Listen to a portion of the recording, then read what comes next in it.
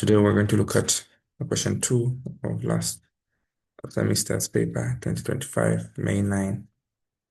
So we did question 1. Today we're going to do question 2, which is on the cost structure.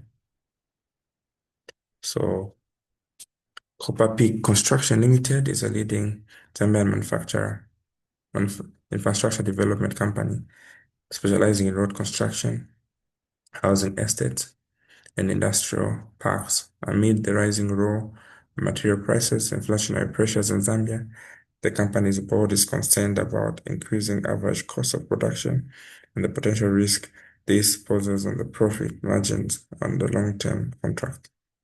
The finance director has identified a substantial portion of the company's cost structure being fixed, especially in relation to equipment, leasing, salaried technical staff, long-term warehouse rentals. Meanwhile, the operations manager argues that diminishing marginal productivity of labor partially is to blame for escalating costs on the active construction site. In preparation for strategic review meeting, the CEO has asked for managerial briefing on how better production and cost analysis can improve pricing, project planning, and cost control. You are assigned to draft this advisory paper.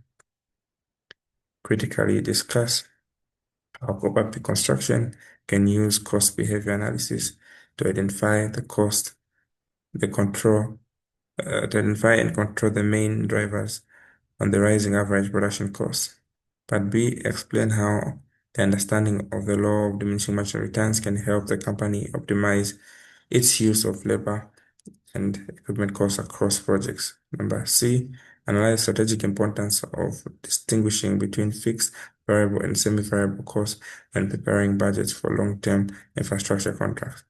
Number D, from managerial standpoint, what are the risks of underestimating implicit costs in project planning and how can Copper Peak mitigate these risks? And part E, recommend practical ways Copper Peak can mitigate cost analysis into decision-making framework to enhance long-term competitiveness and profitability. So before we answer this question, as usual, we go through the concepts embedded in the cost and production analysis of managerial economics. So what is cost and production analysis? What are their meaning? So firstly, cost and production analysis is a core area in managerial economics that is concerned with understanding how costs behave, how they change with output, how production and resources can be utilized efficiently to achieve organization objectives. It involves understanding and analyzing cost behavior. This is how costs change with activity. Looking at production functions. This is how inputs are transferred into outputs. Also, the economies of scale, which looks at how the cost per unit falls as production expands, and resource optimization. So now we want to look at the relevance in managerial economics.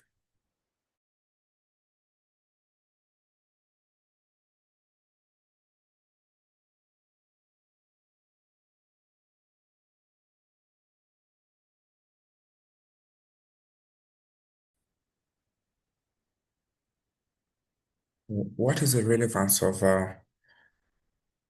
cost analysis and production analysis to construction companies like Copper Peak? So cost and production analysis are vital because number one, infrastructure projects will involve huge investments in equipment and machinery.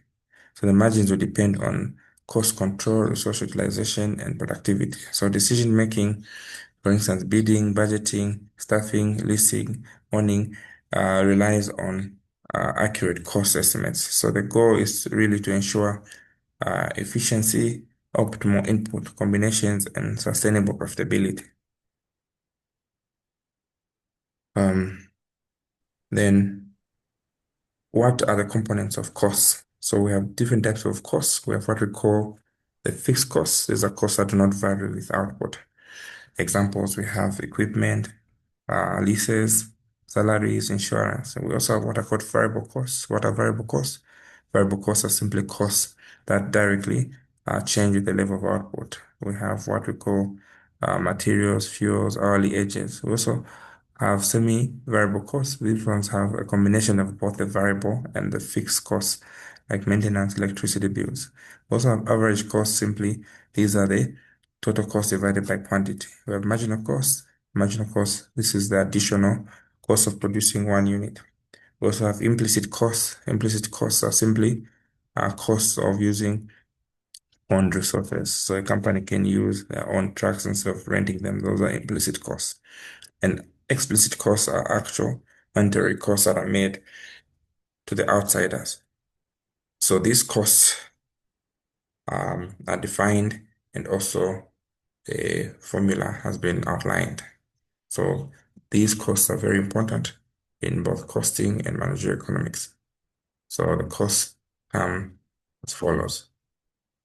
We have the overall total cost, which is given by the total fixed cost plus total variable cost. Is my screen clear? There's no gray line on top there, I hope. So the fixed costs are fixed. They don't change with productivity. The variable costs, they order with output. Collectively, we have what we call our total cost. So using formulas, when you divide by quantity, anything divided by quantity is average. So total cost, when divided by quantity, these are average costs.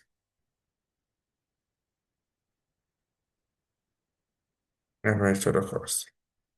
When you divide the total fixed cost by quantity, what we call this average fixed cost. When we divide our total variable cost by quantity, what we get? Somebody guess? That it becomes an A. What we get? We got average variable cost. And the change in total cost over change in quantity. These are called what? Our marginal costs. So costs look like this. Our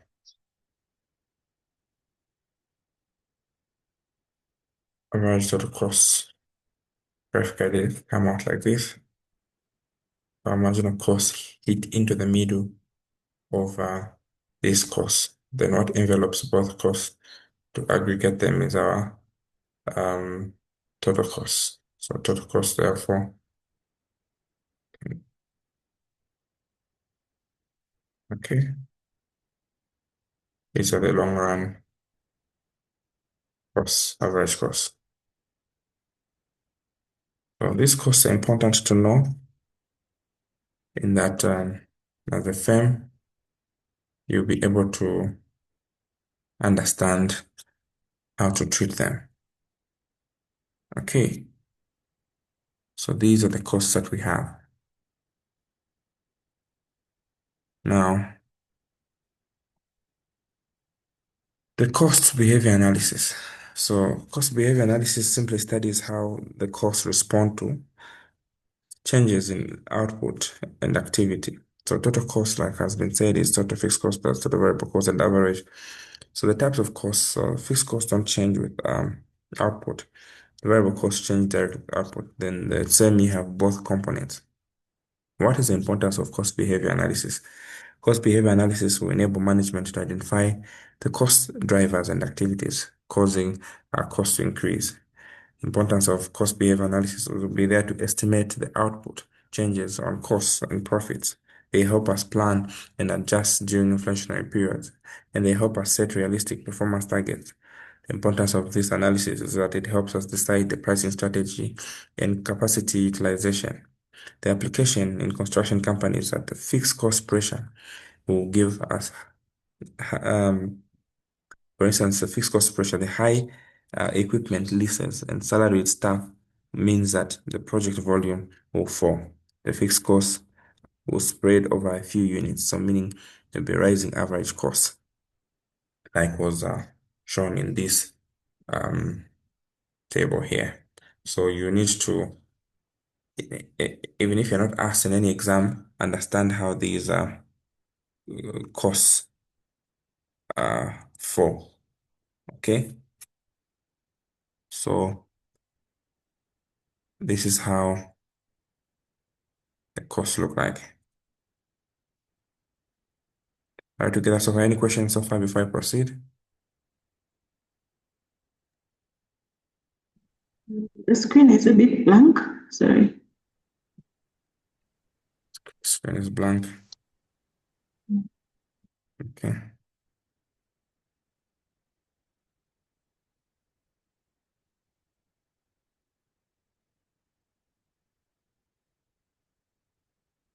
Can you see the screen now?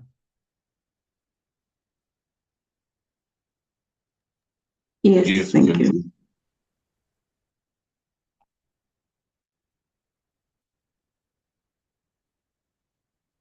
Okay, so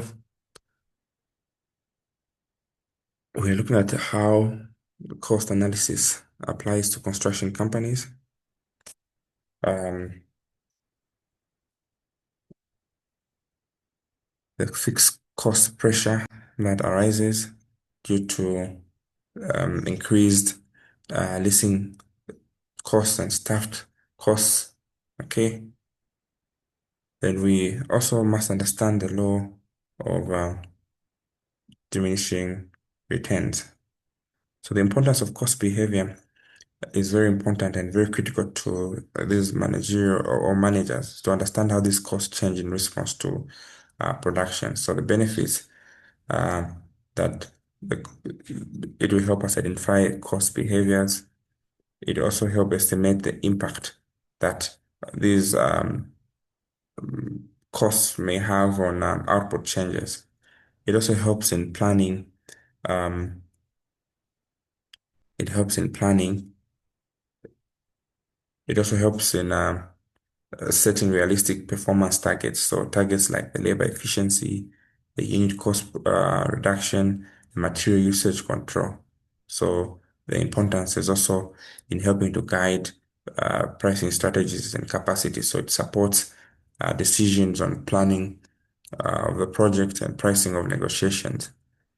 So the application that cost analysis has to the company, like Copper Peak, which faces both high fixed cost and variable costs, is that number one, the fixed cost pressure. So high leasing on construction, like we read in the case, um, the high leasing on construction equipment, salaried workers will all contribute to the average fixed cost. So when the project cost drops, these fixed costs are there to spread over fewer units and they increase the average production cost. Secondly, the variable cost inflation. So the raising prices for key inputs like cement, steel, fuel, combined with declining labor will increase the average variable cost. So this will directly um, raise the overall average total cost. Now, and also the control mechanisms.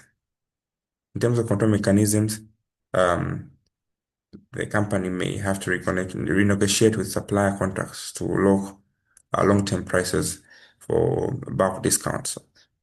So now, what does the law of diminishing returns entail? What is the law of diminishing returns? So law of diminishing returns simply states that as more units of a variable input, like labor, are added to a fixed um, input, e.g. land or machinery, the marginal product will eventually decline. These are additional outputs per unit. So when you're adding initially when you're adding labor, it may increase output at an increasing rate due to issues of specialization and teamwork. After some point, you discover that adding any more workers will cause output to diminishing due to crowding or limited machinery. So the law of diminishing returns is applicable even in a normal farm workplace. Okay? It goes like this. As you add, the first incremental changes are bigger but then increasing at a decreasing rate until you reach a saturation point where no more output will go. Then you end up starting to have your negative total output. So for instance, you have 5 workers here and the output is here. So the marginal um, product is the additional product. So from 50 to 110 is 60. From 110 to 150 is 40. From 150 to 170 is what? 20. From 170 to 175 is what? 5. So it's increasing yet at a decreasing rate. So after the fifth level, maybe you can even go to 160 here. Okay, so from 175 to 160, you got negative 15. So this is what the law of diminishing returns entails, that as more units of one variable, like labor, go up, added a fixed input like machinery or land, the marginal product will eventually go down. So this is a graphical representation of what happens. Okay. Now, what is the managerial implication of this? Managerial implication of this, number one, optimal crew size. You need to identify the workforce size at which additional laborers will contribute minimal incremental output. You need to learn how to balance. Instead of adding more labor, you add another machine to increase automation. You also need to avoid congestion. So excessive workers will create what? Delays and inefficiencies. You also need to project allocation. You need to deploy labor and machinery to project where the marginal productivity is highest. So overcrowding on construction sites without increasing equipment may lead to a falling labor productivity. What are the classifications of budgeting? So um, the purpose of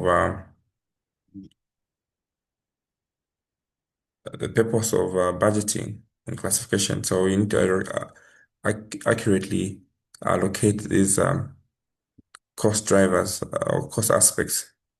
So when you have accurate cost classification, it will support budgeting preparation. It also support cost control and decision making for large firms. So when you have the following importances in strategic management or strategic human resource management. So number one, fixed costs. What are fixed costs? The impact that they have on decision making is that they help to determine the minimum production required t- to break even. So the impact on decision making is that they are predictable, they affect long-term strategic planning and break-even analysis. The variable costs, these are costs that are directly tied to output. They will influence the short-term costs and control. We have the semi-variable costs. These are they require separation for forecasting and marginal oversight. Then implicit costs, they reflect the opportunity costs. They affect the project profitability and resource allocation. So break-even analysis, we find it again in here. What is break-even analysis and what is it about? So it's there to determine the minimum output that is needed to cover all the costs. So it is given by the fixed cost of a selling price minus variable costs, which is called the contributions. So if you have the fixed cost of 2 million and the selling price of 200 and the variable cost of 150, so 2 million over the difference here. So meaning you're able to do 40 projects to break even. So 40 projects to break even. So this, in terms of our application of our case, is that we can have to complete at least 40 projects to break even. So you must complete these projects to initially break even. What are the implications in our long-term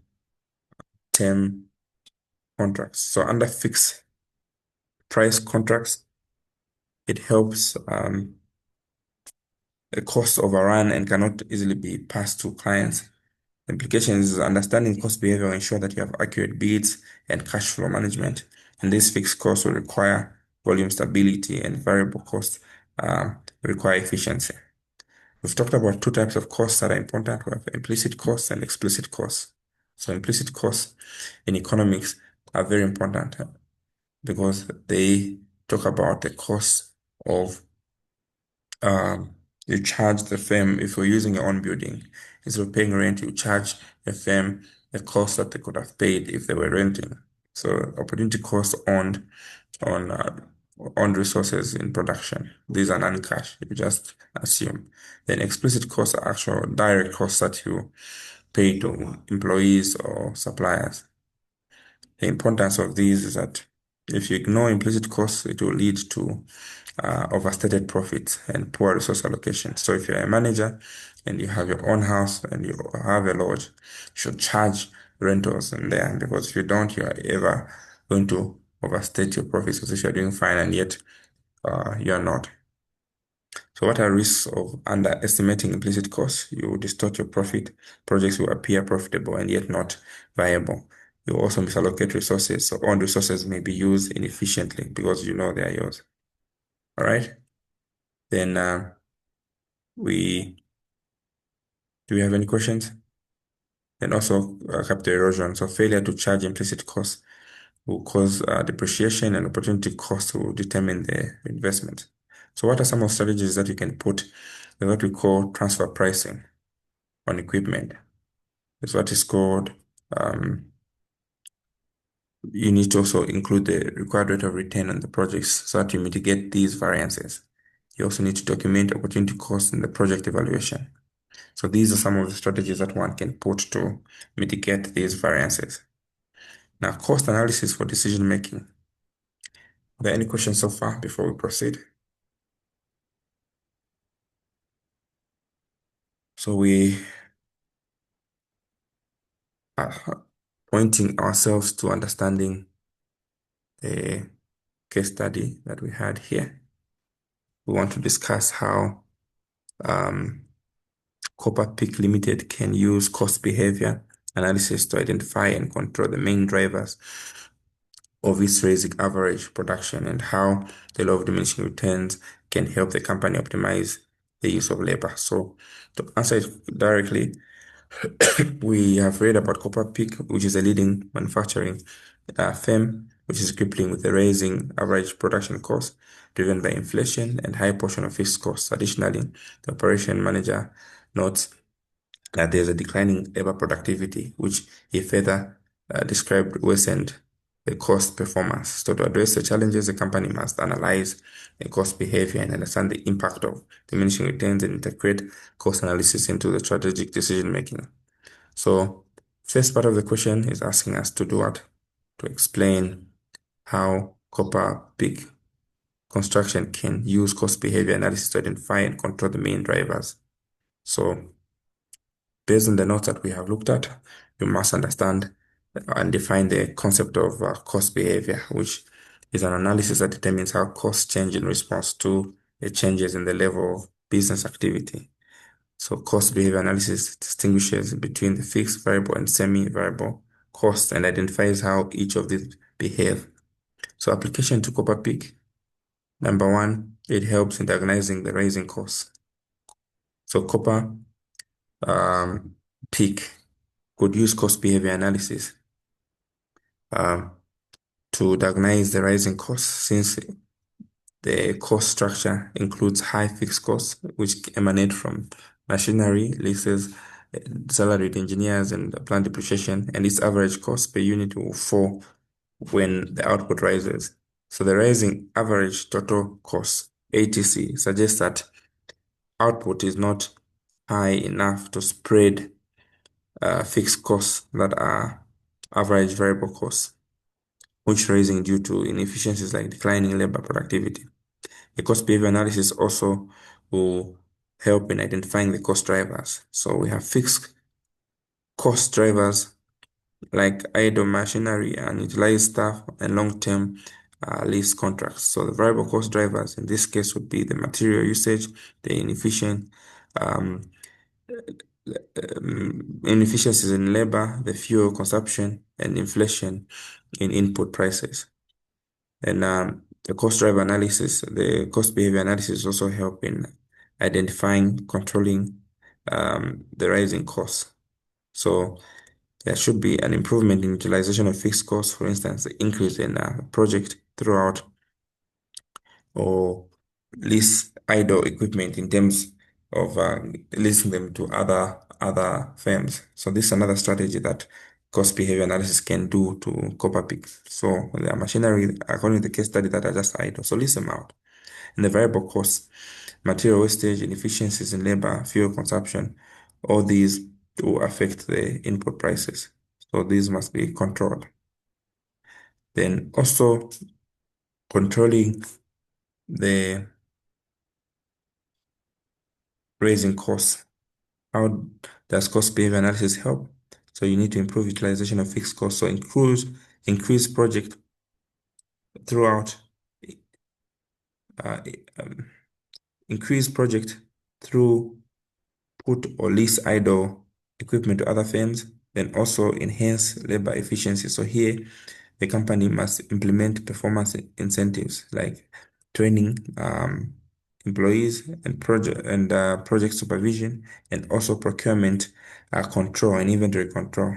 The company must adopt bulk purchasing, just-in-time delivery, and cost monitoring systems. Some of the analytical tools that the company may have to learn in CVP, where they have to determine the output level at which they must remain profitable. They must also be able to learn skills like flexible budgeting to adjust cost expectation based on the actual activities in the organization. So in a nutshell, cost behavior analysis will enable Copperpeak to trace the rising costs to their true causes, whether it is due to the fixed cost utilization or the variable cost inefficiencies, and also help implement these controls for sustainable cost management. So in an applied perspective, we may be having businesses that we keep financing and funding because we do not consider the implicit costs. You own a lodge or a guest house, and you keep on pumping in money, and you're realizing that you're not getting the profits that are there. So these are some of the tips that this course is giving insight about how to control this cost and how to ensure that you realize the profits. Second part is explaining the law of diminishing returns, part B. So part B is saying explain your understanding of how the law of diminishing returns will help the company utilize labor equipment across projects. Okay, so the law of diminishing returns simply states that as additional units of the variable cost, like labor, added to a fixed cost like machinery, the marginal output per unit will eventually decline. So how does that apply to Copper Peak? Current situation is that it's increasing labor without increasing capital, like machinery and workplace. So this has caused to congestion, coordination issues, and idle time. This will result to marginal productivity. So the implications are that number one, there's optimal labor machinery mix. So Copperpeak should identify the point at which adding more workers can no longer increase output proportionately and must be able to balance labor with what? Equipment availability. Secondly, the company must also look at capacity planning in terms of investment. So investing in additional equipment or technology, this may be needed to increase what productivity. And lastly but not the least, cross-project resource allocation. So indirect labor, machines to projects where marginal productivity is higher. So an example that you can do is an illustration of if you have one, two, three, uh, four, five workers, their total output is here. The marginal product would be uh, 22, 45, that is 25. 25 to 65, that is 20 marginal. 65 to 75, that is 10. So this is the marginal product. So as you can see, the second peak or the second wake up begins to decline. So it was 20, 25. From this one, marginal is declining. So you need to illustrate that. So understanding the law of diminishing returns will help Copperpeak to determine the optimal staffing levels to avoid overcrowd. Okay, so we go to our next question. I hope it's clear. Analyze the strategic importance of distinguishing fixed, variable, and semi-variable costs when preparing budgets for long-term infrastructure projects. So we want to have the strategic importance of distinguishing those. The concept here is that cost classification involves you categorizing these costs as fixed, variable, and semi. These costs are based on the cost behavior. So what is the importance of Copperpeak? Number one, it helps have accurate budgeting and pricing. So for long-term contracts, misclassifying costs can distort what project bids. For instance, if you're treating a fixed lease as a variable, it may cause you underestimating the total costs and may lead to underpricing. Break-even analysis. So it helps you identify the output level in terms of kilometers per road or number of houses built where the total revenue equal to total cost. So break-even analysis will help you to know a point at which you break even. Number three, cash flow management. So fixed costs will require constant funding. Variable costs will fluctuate with project progress. So classifying them properly will aid liquidity and planning. That's one of the least responsible accounting or responsibility accounting. So if you have fixed cost control, it rests on top management. So the variable cost control with the project managers, the division will also improve accountability and monitoring. So these are some of the things that Copper Peak must understand. I repeat, the question here is how does distinguishing fixed, variable, and semi-variable costs help in preparing budgets for long-term infrastructure projects, Copper Peak? So number one, we said it will help them have accurate budgeting, which will enhance the correct bidding. It will also help them understand the break-even analysis, the point at which they need to know the number of roads for them to break even, or number of buildings that they should build to break even. Then also in cash flow management, it will also help them, especially when dealing with fixed costs, which require constant funding with other projects. So it helps them classify which ones are fixed properly and which ones are there to aid them in liquidity. And finally, responsible accounting. It will help managers uh, control these costs with project managers to improve accountability and monitoring.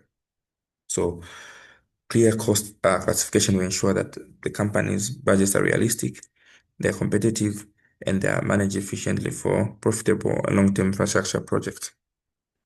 Okay, we go to our fourth question. From management point of view, what are the risks of underestimating implicit costs in project planning and how can Copperpeak mitigate these ones?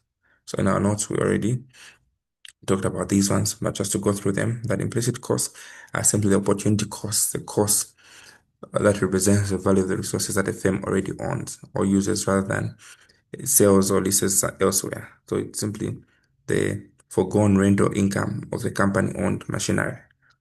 So the risks is that number one, if you ignore these implicit costs, you are going to have misleading profits.